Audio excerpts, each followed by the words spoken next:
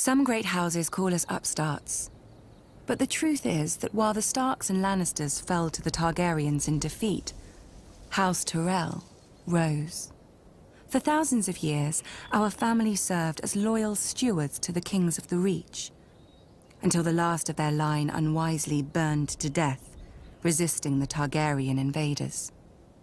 To save the Reach from a similar fate, we yielded the castle of Highgarden to Aegon and his sisters. In gratitude, the Targaryens gave House Tyrell dominion over the Reach. And we became lords of the castle in which, for generations, we had served. Under the Targaryen dynasty, Westeros prospered. Gone were the petty wars of 7 kingdoms and the endless thirst for minor glories that drove them. The Westerlands enriched the realm. The North guarded it. And the Reach and Riverlands fed it. This harmony is what Robert Baratheon shattered with his rebellion against Aerys Targaryen. When the call to arms came, though, we did not want to answer. The Reach is a gentle land, and honestly, the Mad King was not much loved. But we owed peace and status to his family. My father, Mace Tyrell, called his banners and marched north to battle the rogue Stormlord Robert, who had already defeated 3 forces in a single day. And, at Ashford, my father won. Some chastened my father for not pursuing Robert after the battle. We had cut him off from the Stormlands, the seat of his power, and he had fled north, within easy grasp of Lord Tywin Lannister, the Hand of Aerys, for 20 years. My father moved instead to lay siege to Robert's ancestral stronghold of Storm's End. The rose would strangle the stag as the lion pounced.